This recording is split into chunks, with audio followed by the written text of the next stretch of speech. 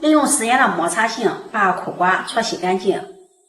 食盐不仅可以杀菌消毒，还可以去除苦瓜表面的农药残留，还能去除苦瓜表面的苦涩味儿。